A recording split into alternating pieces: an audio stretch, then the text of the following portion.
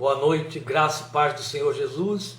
Hoje a gente vai para o capítulo 15 de Atos dos Apóstolos. Você, por favor, pode abrir aí a sua Bíblia e já começar a me acompanhar na leitura. Eu vou ler apenas os 11 primeiros versículos, que são suficientes para posicionarmos aí o nosso tema. O tema que estamos declinando da leitura de quase todo o capítulo 15 de Atos, que vai de 1 a 35, o capítulo segue além, mas a parte final do capítulo 15 não nos interessa, é uma parte histórica descrita por Lucas a respeito da separação entre Paulo e Barnabé, e ela não nos interessa as nossas observações, os nossos estudos. Portanto, o nosso texto que enquadra esse nosso tema, a voz da graça libertadora, se encontra nos 35 primeiros versículos de Atos 15. Eu vou ler apenas os versículos 1 a 11, que são suficientes para esse nosso enquadre, mas eu recomendo, continue a leitura depois, em casa, aí onde você está, com mais calma após a nossa apresentação, vá lendo aí até o versículo 35. Bem-vindo, Aracaju, estamos aí vendo os nossos amados, com muita alegria em nosso coração recebê-los. Pontuamos sempre isso, né? É uma alegria saber que há esse envolvimento e essa extensão de contato que vai de norte a sul, centro-oeste deste país, pela misericórdia de Deus, e ultrapassa ainda as nossas fronteiras. São vidas que agasalham o nosso coração com seu carinho, porque me mostram, acima de qualquer outra coisa, o interesse particular na palavra de Deus, separando tempo na semana para ouvir e se ocupar com a palavra de Deus. Portanto, para a minuta 23, vamos ao capítulo 15 de Atos, versículos 1 a 11, por favor, acompanhem comigo a leitura. Alguns homens desceram da Judéia para Antioquia e passaram a ensinar aos irmãos: se vocês não forem circuncidados, conforme o costume ensinado por Moisés, não poderão ser salvos. Isso levou Paulo e Barnabé a uma grande contenda e discussão com eles. Assim, Paulo e Barnabé foram designados, junto com outros, para irem a Jerusalém tratar dessa questão com os apóstolos e com os presbíteros. A igreja os enviou e, ao passarem pela Fenícia e por Samaria, contaram como os gentios tinham se convertido. Essas notícias alegravam muito a todos os irmãos. Chegando a Jerusalém, foram bem recebidos pela igreja, pelos apóstolos e pelos presbíteros, a quem relataram tudo o que Deus tinha feito por meio deles. Então se levantaram alguns do partido religioso dos fariseus que haviam crido e disseram: é necessário circuncidá-los e exigir deles que obedeçam à lei de Moisés. Os apóstolos e os presbíteros se reuniram para considerar essa questão. Depois de muita discussão, Pedro levantou-se e dirigiu-se a eles: irmãos, vocês sabem que há muito tempo Deus me escolheu dentre vocês para que os gentios ouvissem de meus lábios a mensagem do evangelho e crescem. Deus, que conhece os corações, demonstrou que os aceitou, dando-lhes o Espírito Santo como antes nos tinha concedido. Ele não fez distinção alguma entre eles e nós, ou entre nós e eles, visto que purificou seus corações pela fé. Então, por que agora vocês estão querendo tentar a Deus, pondo sobre os discípulos um jugo que nem nós nem nossos antepassados conseguimos suportar? De modo nenhum. Cremos que somos salvos pela graça de nosso Senhor Jesus, assim como eles também. A discussão continua a partir do versículo 11, porque a partir daí houve uma discussão grande no meio da assembleia dos crentes. Aí Tiago, que era o líder da igreja de Jerusalém, toma a palavra e assume algumas decisões, das quais encarrega Paulo e Barnabé, para irem até aqueles crentes de Antioquia, de onde eles tinham ouvido, para mostrar qual foi a decisão do concílio de Jerusalém, o primeiro concílio formado pelos apóstolos e presbíteros que lá estavam, na Judéia. E aí eles tomam essa decisão, vão até lá, comunicam, e isso é recebido com muita alegria. É o que você tem até o versículo 35. Há alguns pontos aqui que nós queremos abordar, antes dos pontos, de focar os pontos principais desta nossa abordagem. Há alguns pontos que favorecem, iluminam a leitura e nós queremos mostrar aí. Exatamente nos posicionarmos quanto ao contexto, o que estava acontecendo naquele momento. Vocês lembram que depois de pagar um preço muito caro, com risco de sua própria vida, entrando nas cidades da Ásia para pregar o Evangelho, Paulo e Barnabé sofreram tremendas perseguições. Paulo foi apedrejado, Paulo foi quase que morreu, e houve muito tipo de sofrimento, de vexame e de coisas semelhantes. O preço foi muito caro, mas em cada cidade onde eles entravam, você veio acompanhando isso, essa leitura desde a conversão de Saulo de Tarso, em cada cidade eles cumpriam de forma literal o que Jesus tinha dito: primeiro vão à casa de Israel, depois aos demais. Então eles primeiro, sempre que chegavam numa cidade, procuravam ver se ali havia sinagoga, onde estavam os judeus, seus irmãos do judaísmo, e lá entravam e então pregava para eles a graça salvadora em Jesus. Mostrava para aquela gente o que tinha acontecido em Jerusalém, como Deus havia cumprido a sua ultramilenar promessa de que mandaria o Messias, e como isso se cumpriu em Cristo Jesus. Aí vocês sabem que geralmente em todas essas cidades eram esses judeus que recebiam essa palavra, que se dividiam. Metade cria, ou um grupo cria, ou um número muito grande cria, dependendo da cidade. E o outro grupo que não cria, mobilizava até as autoridades locais, como aconteceu em Jerusalém contra Jesus, que o levou à cruz, para prendê-los, maltratá-los, para expulsá-los. Porque eles queriam que eles parassem de pregar sobre o Nazareno, parassem de pregar sobre o caminho, parassem de anunciar o Messias, de dizer que Jesus ressuscitou, e de dizer que o Messias já tinha vindo, e que as profecias de Moisés e dos outros já tinham se cumprido em Jesus. E essa perseguição foi muito extensa. Mas à medida em que eles eram perseguidos pelos judeus, eles se voltavam para os gentios, e os gentios iam se convertendo aos magotes, multidões. Quando você ouve falar em números grandes de convertidos em Jerusalém, eram judeus, prosélitos, também aqueles que eram gentios e que se converteram ao judaísmo, se circuncidaram, se tornaram do judaísmo. Mas quando agora você vai ouvir falar sobre essas igrejas que vão surgindo pelo ministério de Paulo e Barnabé na Ásia, estamos falando de gentios. Eles estão se voltando para os gentios, é onde Paulo assume de fato o ministério pelo qual ele se deu conta de que Deus havia chamado. Deus o chamou para ter um ministério aos gentios. Ele assume categoricamente isso. Ele diz para a igreja, defendendo seu apostolado, que Deus deu o ministério aos judeus, a Pedro, e a ele aos gentios. Ele deixou isso muito claro. Então Paulo assume sua pregação para os gentios. E vocês sabem bem, a gente acompanha, nós somos todos frutos disso, não é? A ministração da graça, a maneira como Deus revelou, a revelação da graça a Paulo. Ele descreve isso com detalhes em Efésios capítulo 3, de como Deus deu a ele conhecimento, compreensão sobre a revelação da graça, e é isso que ele disputa com os judeus, não é?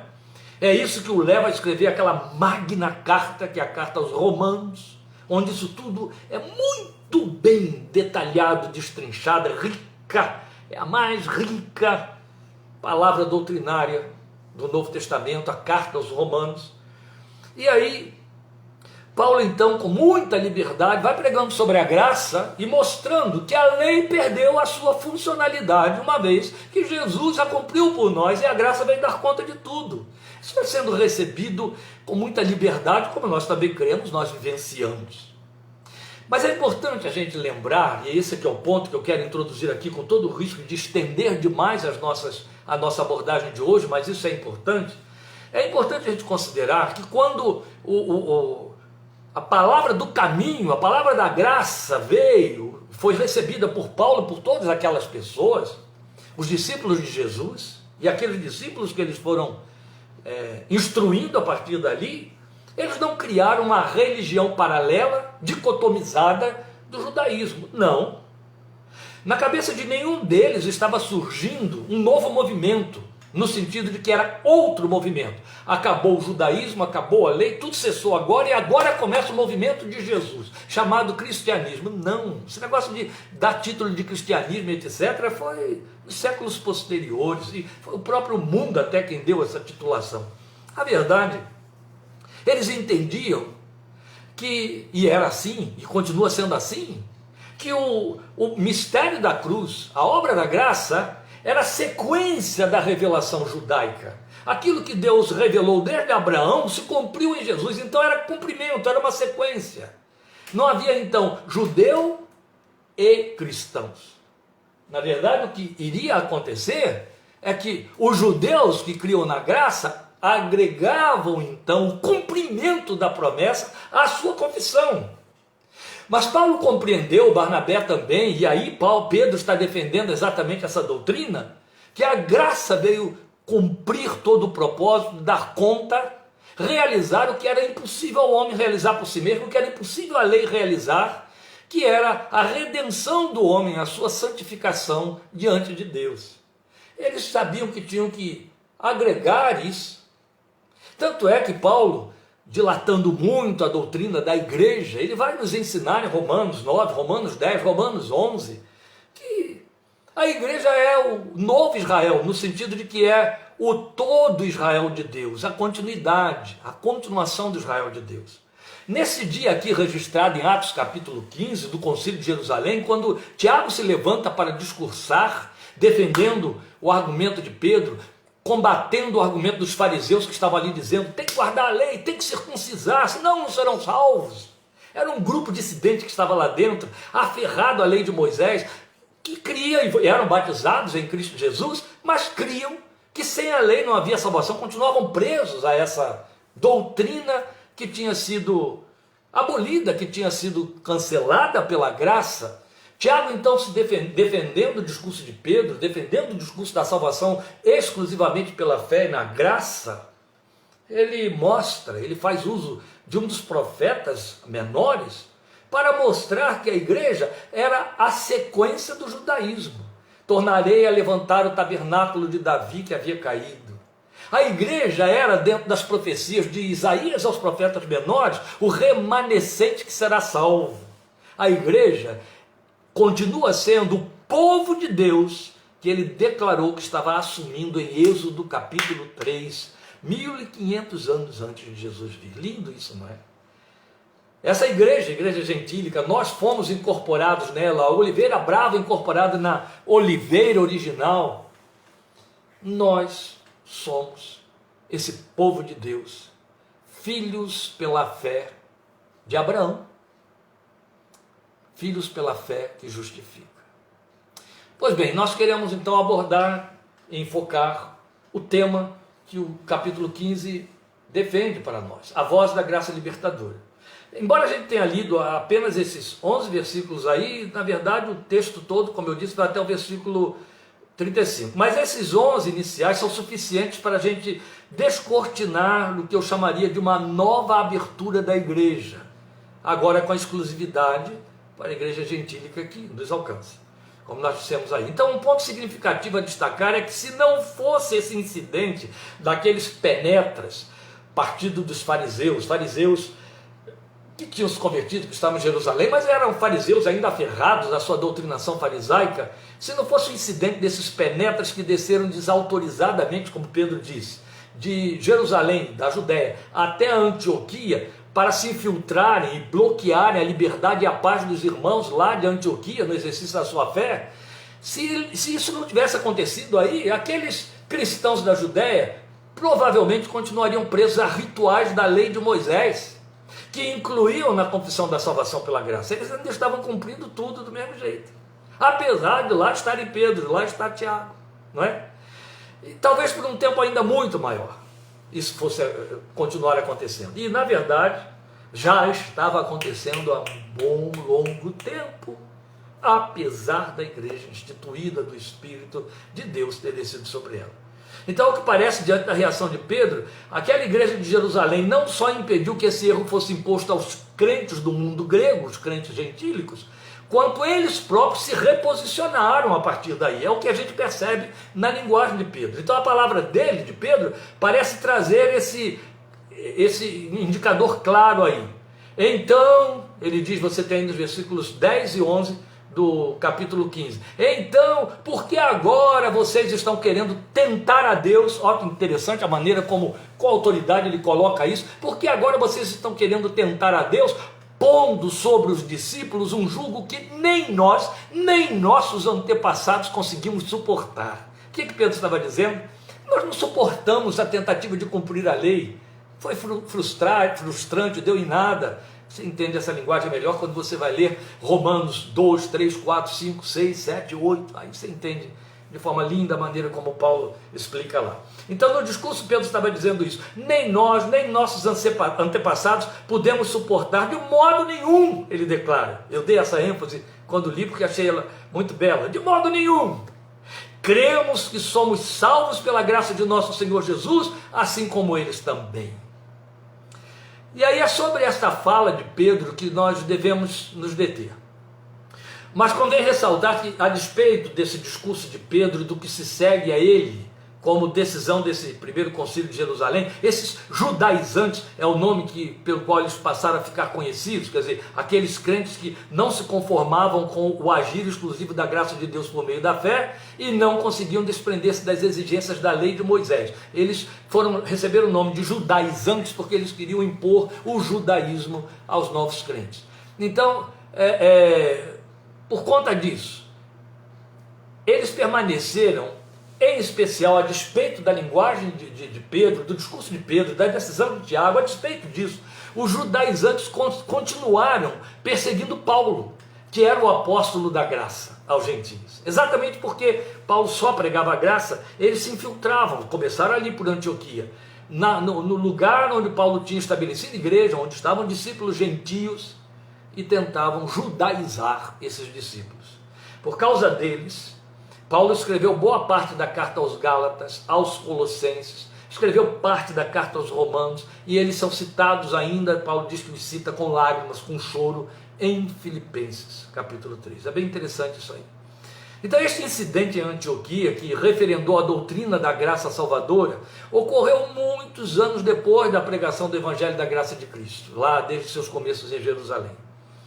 Pedro mesmo, quando ele toma a palavra, recorda aos líderes reunidos a sua experiência em casa de Cornélio, ele remonta isso para anos passados, no que chamou de há muito tempo. Olha quanto tempo já havia se decorrido. Paulo, que é um dos principais personagens visto ali naquela comitiva missionária, ele mesmo tinha ficado distante 14 anos sem ir a Jerusalém, isso depois de 3 anos após o seu encontro com Cristo. Ele se converteu, 3 anos depois foi a Jerusalém e passou mais 14 anos sem voltar lá. Só aí você tem 17 anos desde a sua conversão. Então, e basta para isso você conferir Gálatas 1:18 e 2:1. Então você pode contabilizar por baixo 20 anos ou até mais que tenham decorrido desde a visita de Pedro a Cesareia. Muito tempo. Isso fala para nós de quê? Que muito tempo se passou, que a igreja de Jerusalém ficou vivendo, cumprindo rituais inúteis, como adereços da fé. Coisa séria, não é? Olha como foi importante Deus, o Senhor Jesus, chamar Paulo, abrir seus olhos, revelar a ele a revelação da graça, porque isso foi alcançar até mesmo a igreja judaica, que se mantinha ainda presa à lei de Moisés. Pedro, e aí é significativo que tenha sido Pedro e não Paulo, que é o apóstolo aos gentios, ele planifica a mensagem da graça, ele a torna leve, simples, como ela sempre foi, só nesse discurso aí, no concílio de Jerusalém, sem observâncias exteriores, sem sobrecargas, sem adereços. Tiago toma a palavra, referendo o que Pedro disse, escrevem uma carta e pedem a Paulo e Barnabé que voltem então a todos os seus discípulos, a todas as igrejas por onde tinham passado, levando aquela carta para mostrar a eles que não tinham de dar ouvidos a judaizantes, a estranhos que se infiltrassem ali, querendo se passar, arrogar uma autoridade que eles teriam de ouvir e atender. Veja, mas ainda que isto seja significativo, ainda que seja significativo como a abertura das mentes para o que Deus santificou, também é significativo pensar no peso de influência inútil e indevidamente tolerada no seio da igreja anos a fio por conta desses fariseus que haviam crido. É como está escrito no versículo 5, alguns fariseus que haviam crido. Eles diziam categoricamente, se não cumprirem esses rituais, não serão salvos. Era uma palavra imposta, que era subproduto de uma falsa piedade. Era capaz de dissolver toda a mensagem libertadora da graça de Deus. Isso quase desesperou Paulo. Por isso que ele exerceu tremendo combate e enfrentamento a esta gente e escreveu. E glória a Deus, porque com isso recebemos a doutrina pura depurada, livre e poderosa das penas dele. Agora, por conta de quê? Por conta de vidas que insistem em preservar seus vínculos com sua tradição religiosa herdada, com vícios pietistas, nos quais encontram seus méritos pessoais. Esse era o problema daquela gente, daqueles fariseus. Mas o pior está no fato de que a razão principal desse investimento de perseguição de dentro da própria igreja é devido a essa tenácia do homem em querer provar a si mesmo que é capaz de agradar a Deus por seus próprios méritos, ou que tem capacidade de promover obras de salvação que lhe deem méritos para adquiri-la. E é um esforço vão. Então cria-se uma polarização que vitima muita gente até nos dias de hoje. Por um lado, você tem aqueles que querem de alguma forma acreditar que pode obter méritos e que de alguma maneira Deus os ouve, os abençoa, responde, cuida deles, porque encontra neles algum mérito para fazer isso. O que é absolutamente inverdadeiro, é errado. Não há mérito. É na graça de Jesus que Deus nos recebe e nos abençoa. Por outro lado, há aquele outro polo dos que entendem, então se é pela graça, estou livre para viver desbragadamente. Paulo argumenta exatamente isso em Romanos, quando ele diz, então, eu vou pecar ainda mais para que a graça seja abundante na minha vida? Ele declara e responde, de maneira nenhuma. Mas tal como nesses primórdios da igreja já havia esses partidários da justiça pretendidamente produzida pelo esforço humano, Paulo escrevendo aos Filipenses, ele diz isso, não que eu tenha a minha própria justiça, né, mas aquela que procede de Deus pela fé, bonito, né? Filipenses 3,10. Mas esses ainda que estavam lá nos primórdios da igreja, ainda adeptos deles, perambulam por aí em meio ao povo de Deus hoje. Vidas que os copiam. Uma hora estão impondo adereços de leis humanas com falsa pretensão de piedade, outra hora estão criando imposições de agendas e programas a serem cumpridos em direção a uma bênção merecida. E aí não vale apenas a questão de que isso é proibido, aquilo não devo, mas eu tenho que fazer. Aí vem 9 semanas de oração, 7 dias, não sei de que lá, 21 dias de... São adereços carnais, vãos da vaidade humana, supersticiosos, longe do Espírito da graça, não só longe do Espírito da graça, quanto reprovado por ele. Quem sabe esteja aí uma razão para Pedro, no final da sua vida, como sua última palavra à igreja, na segunda carta, capítulo 3, versículo 18, disse, cresçam na graça e no conhecimento de nosso Senhor Jesus Cristo. Como isto é imperativo e como se impõe sobre nós, meus amados. Porque o não crescer pode implicar em decrescer, entende? Em se apequenar e perder a bênção de alçar voo na liberdade da fé em Cristo, que investindo em nosso comprometimento, nos faz ver e saber que só nele, só em sua graça o cristão pode ser, viver e alegrar-se pelo perdão cujo mérito ele jamais pode alcançar por si mesmo. Nunca. Mas é importante pontuar que nós vivemos um tempo em que a igreja sofre essa polarização entre legalismo e liberacionismo, onde o primeiro, o legalismo, ele insiste nesses adereços adjutórios da graça para que o crente se entenda salvo e aprovado. É a questão do mérito, meritocracia. E aí trabalham com criação de dogmas humanos. E o segundo, o liberacionismo, ele prega a graça barata, onde o cristão não tem participação alguma com a resposta à obediência da fé e à santificação pessoal, sendo antes compelido a viver como na velha vida, sem transformação nem crescimento espiritual, sem consequência alguma. A palavra de Deus trabalha com equilíbrio, bom senso, bom senso. A santificação prática, o melhor sentido da santificação prática é bom senso. Basta ler Romanos 12, 1 e 2 e você entende qual é o comprometimento que a graça nos traz. A graça nos cobra uma resposta positiva, consciente, resposta adoradora. Ela diz ali, pela renovação do seu entendimento, Paulo faz um apelo, eu rogo a vocês pelas misericórdias ou compaixões de Deus, que mediante a renovação do seu entendimento, onde tudo começa, vocês apresentem seus corpos em sacrifício vivo, santo e agradável a Deus. Esse é o culto racional, é o culto inteligente de vocês.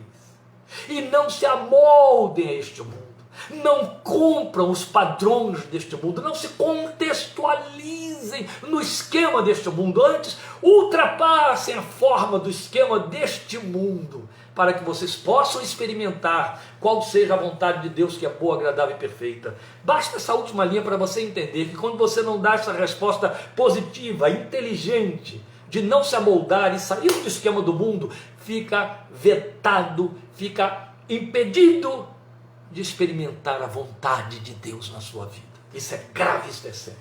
Entende? Não tem nada a ver com a graça barata. Essa é a nossa resposta. A graça redentora. É importante a gente entender isso, meus queridos. A graça barata foi um termo criado por Dietrich Bonhoeffer nos anos 1940. Pastor luterano que perdeu a vida por causa do Evangelho, é um dos mártires modernos da fé, foi morto pelos nazistas num campo de concentração por causa da sua fidelidade ao Evangelho de Jesus. E lá no campo de concentração ele escreveu sua obra magna, Discipulado, e é ali que ele cria essa terminologia para fazer diferenciação entre a graça verdadeira e a graça que a igreja andava praticando. E ele a chama então, essa graça da igreja, de graça barata. É muito interessante isso que ele fala. Eu recomendo você a ler Discipulado, Bonhoeffer, é muito importante.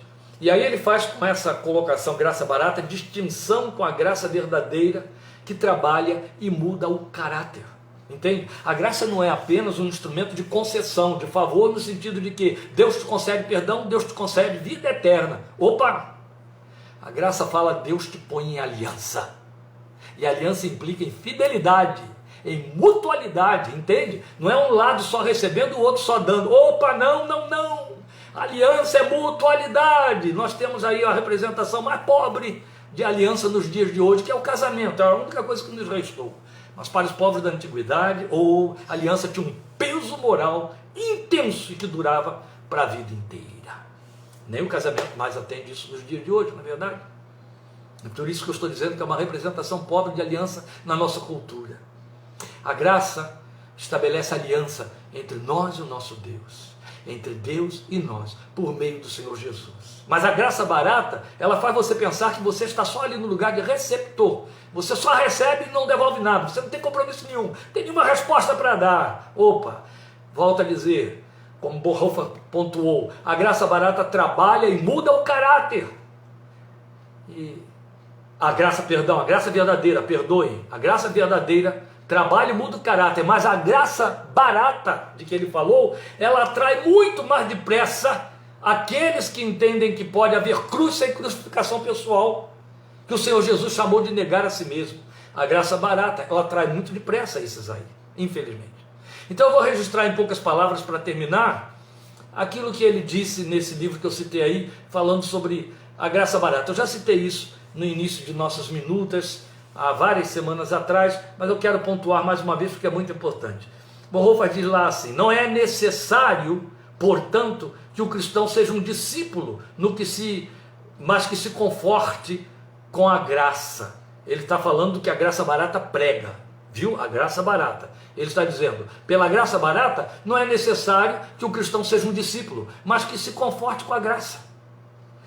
Isso é a graça barata, ele diz, que justifica o pecado em vez de justificar o pecador que deixa o pecado e se arrepende. Ah, eu queria grifar isso aqui. Grave isso aí. É de uma beleza e de uma verdade sem negociação. Veja, ele está dizendo aí, isso é a graça barata que justifica o pecado em vez de justificar o pecador que deixa o pecado e se arrepende.